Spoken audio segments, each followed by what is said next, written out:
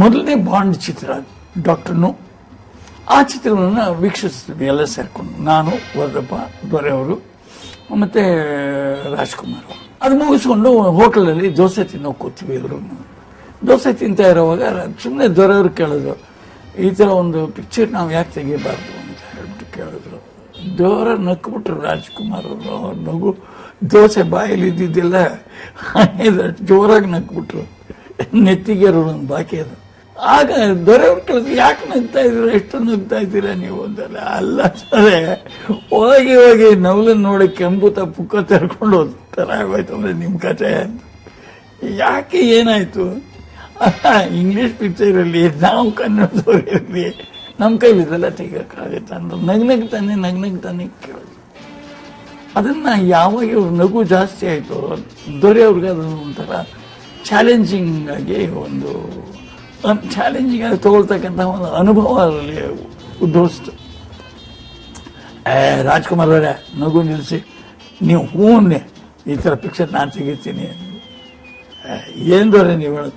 ನೀವು ಹೂವನ್ನೇ ಸಾಕು, ನಾ ಮಾಡ್ತೀನಿ ಅಂತ ಹೇಳಿ ನೀವು ಈ ಥರ ಚಿತ್ರನ ನಾನು ಅದನ್ನು ನೋಡ್ಕೋತೀನಿ, ಮಿಕ್ಕಿದ್ದು ನಾನು ನೋಡ್ಕೋತೀನಿ. ಇದಕ್ಕೆ ನನ್ನ ಯಾಕೆ ಕೇಳಬೇಕು? ಕೋಳಿನ ಕೇಳಿ ಯಾರು ಮನಸ್ಸರಿತಾರ? ನೀವು ಒಂದು ನನ್ನೇನು ಕೇಳಿದ್ರೆ ನೀವು ಜಮಾಯಿಸಿ ಹಾಗೆ ಅಂತ.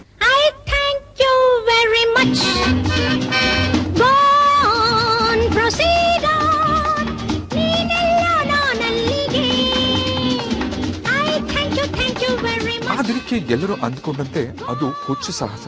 ಅಲ್ಲಿ ತನಕ ಅಂತಹ ಸಾಹಸವನ್ನ ಭಾರತೀಯ ಚಿತ್ರರಂಗದಲ್ಲಿ ಯಾರು ಮಾಡಿರಲಿಲ್ಲ.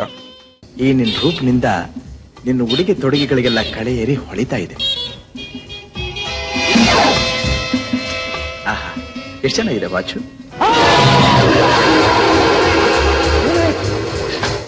ಇದು ನನಗೆ ಬಹಳ ಮೆಚ್ಚುಗೆ ಆದ ವಾಚು. ಒಳ್ಳೆ ದಿನ ಬರ್ಲಿ, ಇದು ನಿಮ್ಗೆ ಪ್ರೆಸೆಂಟ್ ಮಾಡ್ತೀನಿ. ಒಂದು ಗುಟ್ಟನ್ನು ನನ್ನ ಹತ್ರ ಬಿಟ್ಕೊಡ್ತಾನೆ ಇಲ್ಲ, ಇನ್ನು ವಾಚ್ ಕೊಡ್ತೀಯಾ? ನೀವು ಬಹಳ ಜಾಣ್ರಪ್ಪ. ಮಾತನ್ನ ಹೇಗೆ ಬಿಸ್ನೆಸ್ ಕಡೆ ಬದಲಾಯಿಸ್ತೀರಿ? ಆದ್ರೆ ದೊರೆ ಭಗವಾನ್ ಆ ಸಾಹಸಕ್ಕೆ ಕೈ ಹಾಕಿ ಡಾಕ್ಟರ್ ರಾಜ್ಕುಮಾರ್ ಅವ್ರನ್ನ ಒಪ್ಸೇ ಬಿಟ್ರು. ಮುಖ್ಯಸ್ಥ ಯಾರು? ಅವರನ್ನ ನಾನು ಒಂದೇ ಒಂದ್ಸಲ ನೋಡಿದ್ದು. ಆದ್ರೆ ಅರ್ಧ ಕತ್ಲು ಅರ್ಧ ಬೆಳಕು. ಆತನ ವಯಸ್ಸು ಸುಮಾರು.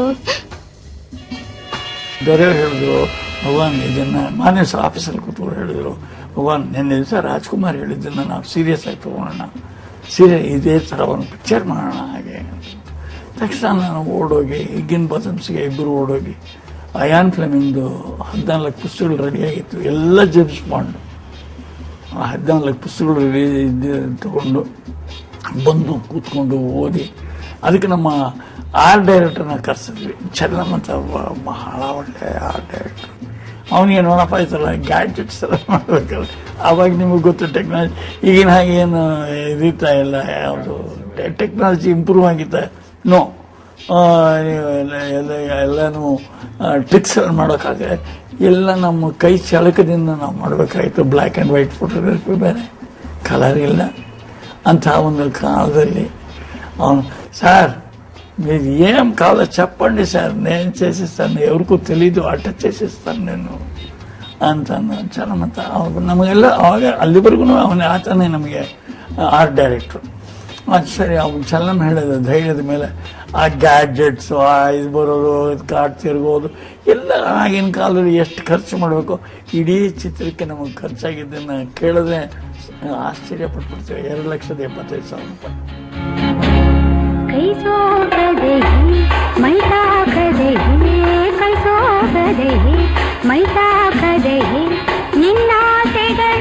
ರಾಜ್ಕುಮಾರ್ ಅವರು ಕಾವಿ ಡ್ರೆಸ್ ನ ಬಿಟ್ಟು ಸೂಟ್ ಧರಿಸಿದ್ರು, ಕತ್ತಿ ಪಕ್ಕಕ್ಕಿಟ್ಟು ಗನ್ ಹಿಡಿದ್ರು, ಇಂಗ್ಲಿಷ್ ಮಾತನಾಡಿದ್ರು, ಭರ್ಜರಿ ಫೈಟ್ ಮಾಡಿದ್ರು. ಇದು ಜನರಿಗೆ ಇಷ್ಟವಾಯ್ತು. ಚಿತ್ರ ಸೂಪರ್ ಹಿಟ್ ಆಯ್ತು. ಅದಾದ ನಂತರ ಶುರು ಆಯ್ತು ಬಾಂಡ್ ಯುಗ.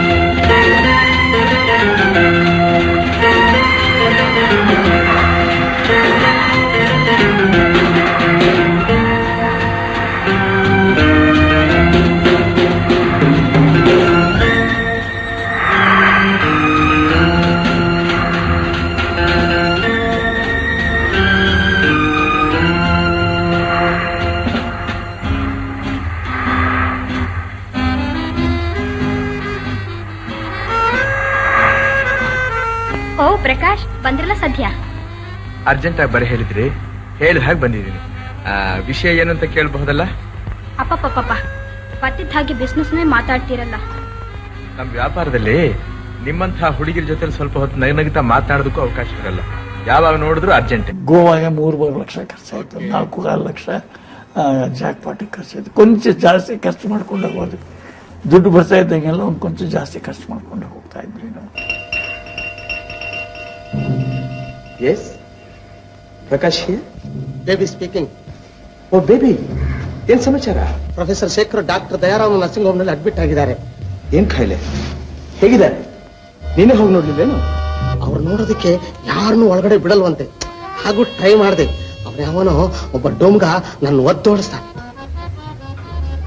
ಆಲ್ ರೈಟ್, ನಾನೇ ನೋಡ್ಕೊಂಡು ಓವರ್. ಓಕೆ.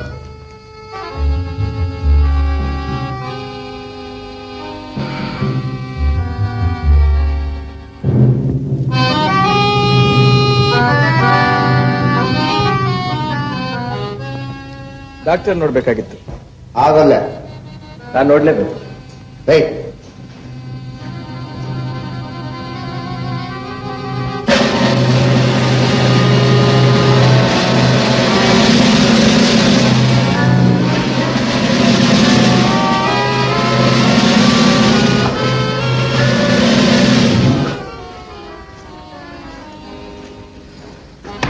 ನಾವು ಜನ ಹೀರೋಯಿನ್ಗಳು ಜಾಸ್ತಿ ದುಡ್ಡು ಕೊಡ್ತಾ ಇಲ್ಲ. 10,000 ರೂಪಾಯಿ, 15,000 ರೂಪಾಯಿ.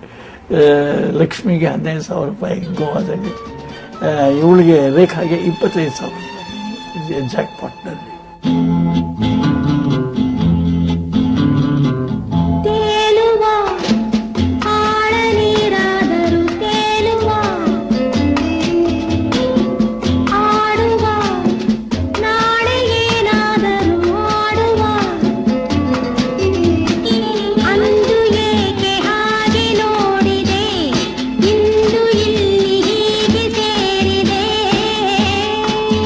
ಅವರಿಗೆ ಕಮ್ಮಿ ರೆಮ್ಯುನರೇಷನ್ ಕೊಟ್ಕೊಂಡಿದ್ದರಿಂದ ನಮಗೆ ಬಚಾವಾದ್ವಿ ನಾವು ಅಷ್ಟೇ. ಇನ್ನೇನಿಲ್ಲ, ಅಲ್ಲೇ ಮಡ್ರಾಸಲ್ಲೇ ಎಲ್ಲ ಶೂಟಿಂಗ್ ಸೆಟ್ಟಿಗೆ ಹಾಕೋದು ಈ ಥರ.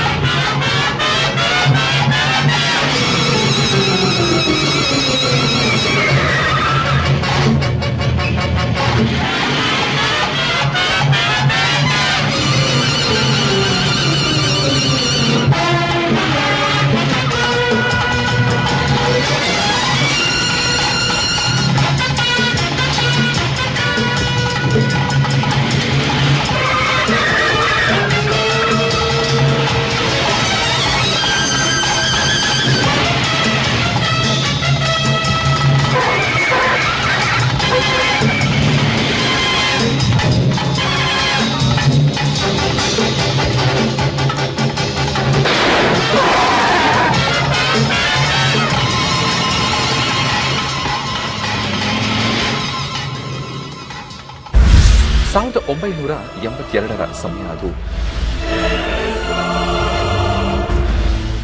ಕರ್ನಾಟಕದಲ್ಲಿ ಆರ್ ಗುಂಡೂರಾವ್ ಮುಖ್ಯಮಂತ್ರಿಯಾಗಿದ್ರು. ಆ ಸಮಯದಲ್ಲಿ ಡಾಕ್ಟರ್ ವಿಕ್ರು ಗೋಕಾಕ್ ರಾಜ್ಯದ ಪ್ರೌಢಶಾಲೆಗಳಲ್ಲಿ ಕನ್ನಡವನ್ನ ಏಕೈಕ ಪ್ರಥಮ ಭಾಷೆಯಾಗಿ ಮಾಡುವಂತೆ ಸರ್ಕಾರಕ್ಕೆ ಶಿಫಾರಸು ಮಾಡಿ ವರದಿಕೊಟ್ಟಿದ್ರು.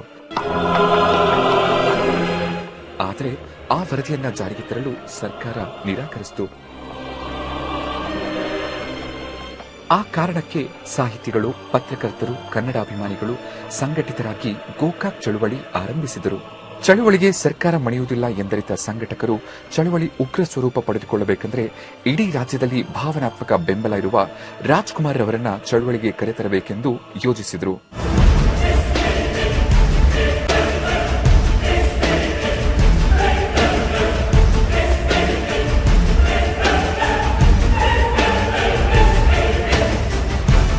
ಅಂತೂ ಗೋಕಾಕ್ ಚಳುವಳಿಗೆ ರಾಜ್ಕುಮಾರ್ ಧುಮುಕಿದ್ರು.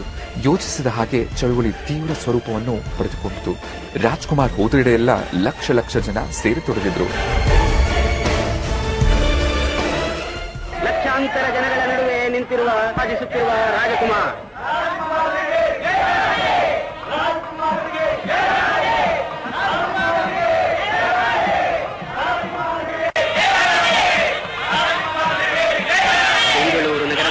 ಮೈಸೂರು ಬ್ಯಾಂಕಿನ ಇರುವ ಆಂಜನೇಯ ಸ್ವಾಮಿ ದೇವಾಲಯದಿಂದ ಅವೆನ್ಯೂ ರಸ್ತೆಯ ಮಾರ್ಗವಾಗಿ ಮಹಾನ್ನತನ ಮೆರವಣಿಗೆ ಹೊರಟಿದೆ ಮಂಗಳವಾದ್ಯಗಳೊಡನೆ.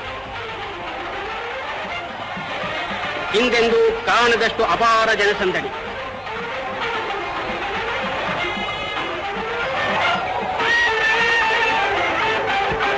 ನೋಡಿದೆಡೆಯಲ್ಲೆಲ್ಲ, ತಿರುಗಿದೆಡೆಯಲ್ಲೆಲ್ಲ, ಕಂಡ ಕಡೆಯಲ್ಲೆಲ್ಲ ಜನಗಳ ಸ್ತೋಮ, ಜನಗಳ ಸಾಗರ. ಎಲ್ಲೆಲ್ಲೂ ಜಯಘೋಷಗಳು, ಎಲ್ಲೆಲ್ಲೂ ಉದ್ಘೋಷಗಳು.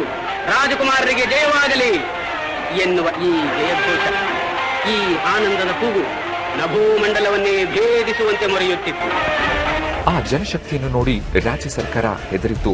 ಚಳವಳಿಯನ್ನ ಹತ್ತಿಕ್ಕುವ ಯೋಜನೆ ಬಿಟ್ಟು ಪರಿಹಾರದ ಮಾರ್ಗ ಹಿಡಿಯಿತು. ಹೊಸ ಭಾಷಾ ಸೂತ್ರವೊಂದನ್ನ ರಚಿಸಿ ವಿಧಾನಮಂಡಲದಲ್ಲಿ ಮಂಡಿಸಿತು. 2 ಸದನಗಳು ಆ ಸೂತ್ರವನ್ನ ಒಪ್ಪಿದುವು. ಅಲ್ಲಿಗೆ ಗೋಕಾಕ್ ಚಳವಳಿ ನಿಂತಿತು.